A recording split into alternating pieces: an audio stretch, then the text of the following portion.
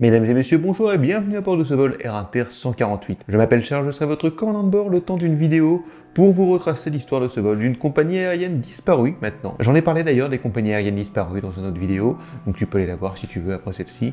En attendant, attachez vos ceintures, abonnez-vous, on décolle tout de suite. V1.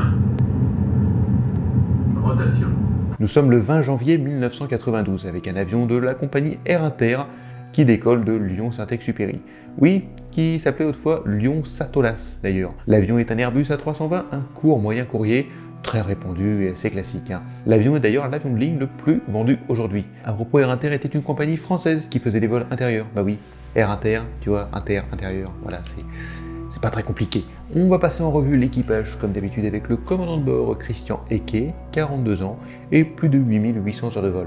Par contre, il n'a que 162 heures sur A320. Et le copilote Joël Sérubin, 37 ans, un petit peu plus de 3600 heures de vol, et seulement encore 61 sur un Airbus A320. Donc leur expérience avec l'avion n'est pas extraordinaire, on va dire. Bon, ils savent piloter des avions, ils ont déjà piloté des A330, Boeing 737, globalement, on va dire chez Airbus surtout, ça se ressemble. Il est 17h39, l'avion décolle de Lyon-Saint-Ex en direction de Strasbourg-Enstein. À bord, on retrouve 90 passagers et 4 membres d'équipage. En cabine, les 2 pilotes. Pas de mécanicien navigant dans cette A320. Et on peut déjà dire qu'à l'époque, l'A320 change pas mal des autres avions en face. Parce qu'au lieu d'avoir des aiguilles, comme sur par exemple le Concorde, ce sont des écrans. Je note juste cette info comme ça. Peut-être que ça nous servira, peut-être que ça nous servira pas, après bon, on verra bien. Mais déjà, avant le vol, ça commence un petit peu mal. Les pilotes qui avaient programmé le pilotage automatique sur la bonne piste apprennent que, finalement, ils changent de piste, pour la piste 5, à cause de vents violents qui les empêchaient d'atterrir sur l'autre piste. Alors pour info comme ça, quand je dis la piste 5, c'est pas qu'il y a 5 pistes en fait. C'est juste que les nommer piste numéro 5. En fait, une piste égale 2. C'est-à-dire qu'on peut la prendre dans un sens et dans l'autre sens, comme ta mère. Pardon. Sauf que chaque piste a un numéro différent selon le sens dans lequel tu la prends. Par exemple, si tu la prends dans le sens nord-sud, c'est la piste 20 par exemple. Et si tu la prends dans le sens sud-nord, c'est la piste 53 par exemple. Voilà. En fait, il faut que la piste ait un numéro différent, puisque une piste égale 2, généralement, selon les aéroports, même si c'est une seule allée de bitume au final. Ici, les 2 pistes sont dotées d'un ILS permettant de faire une approche aux instruments, mais la 05, contrairement à la 23, est juste après les montagnes, ce qui peut un petit peu perturber les signaux radio. L'avion décolle et le vol se passe bien. Il arrive en approche de Strasbourg quand le contrôleur aérien propose aux pilotes de passer par un point bien précis pour pouvoir les guider ensuite pour leur approche. Mais l'avion n'est pas vraiment dans la bonne trajectoire. Le contrôleur annonce également aux pilotes que l'avion n'est pas sur la bonne trajectoire, ce qui va changer beaucoup de choses. Le commandant alors prépare l'atterrissage pour Strasbourg et on se prépare à ajuster la trajectoire une dernière fois quand soudain devant eux sort du brouillard une montagne. Ils l'aperçoivent bien évidemment, mais il est trop tard. Impossible de l'éviter. Il fonce droit dessus et si l'avion est un petit peu redressé, il se prend des arbres, frotte le sol pendant plusieurs mètres jusqu'à prendre feu dans les montagnes enneigées sur le mont Saint-Odile. On ne recense que 9 survivants dans les 96 occupants et là, c'est très compliqué de savoir où se trouve l'avion. Vu qu'aucun appel de détresse n'a été enregistré, ils n'ont pas eu le temps, forcément. Comme ils ont été un petit peu pris par surprise, les secours, du coup, mettent de longues heures à arriver. Bon, maintenant, on va voir ce qui s'est passé pour ce vol Air Inter 148, aussi nommé la catastrophe du Mont Saint-Odile. Oui, forcément, il s'est écrasé sur le Mont Saint-Odile. Donc, déjà, l'impact a été très violent. Les A320, en fait, sont dotés d'une balise de détresse dans le cockpit, sauf que là, le choc était tellement violent que la balise n'a même pas pu envoyer de signal de détresse pour indiquer sa position au contrôle aérien. Mais comme vous le savez, à l'époque, les copilotes n'étaient pas vraiment dévergondés à l'idée de froisser le commandant de bord. C'était le commandant, comme d'habitude, qui décidait, qui avait le dernier mot, même s'il avait tort, en fait, voilà.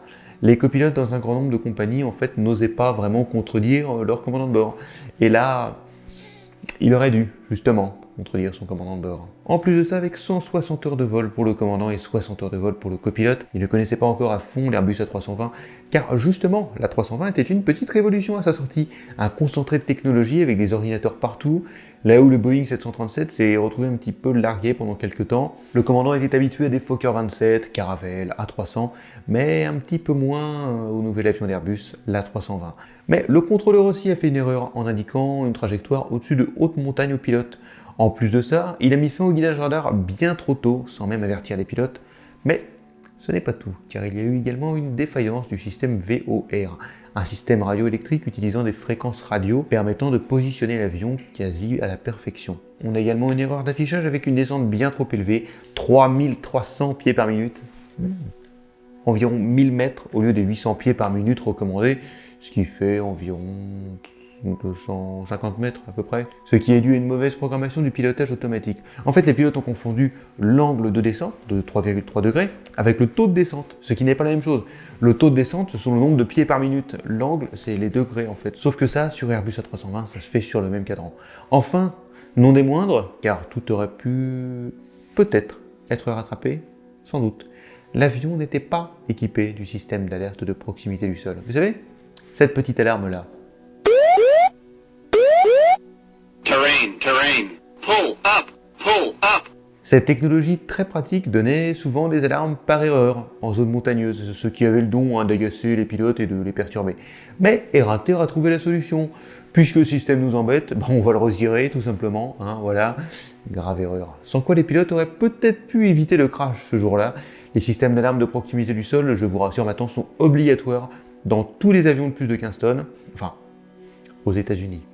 Mais Air Inter, à la suite des conclusions du BEA, le Bureau Enquête et Analyse, a finalement dit oui au GPWS. Voilà, chers passagers, les nombreux éléments qui ont conduit à la catastrophe du mont Saint-Odile du vol Air Inter 148. C'est une suite d'erreurs qui a conduit au crash de cet avion et non pas une petite erreur isolée. Comme d'habitude, on s'abonne, petit like, petit aileron. N'hésitez pas à me dire dans les commentaires ce dont vous voulez qu'on parle et on se retrouve mardi prochain à 17h30. Et moi, je vous rappelle que je ne suis pas pilote par commandant de bord, je ne travaille dans aucune compagnie aérienne, je ne suis même pas dans le milieu de l'aéronautique, je suis juste un passionné qui veut vous partager sa passion. À mardi, 17h30.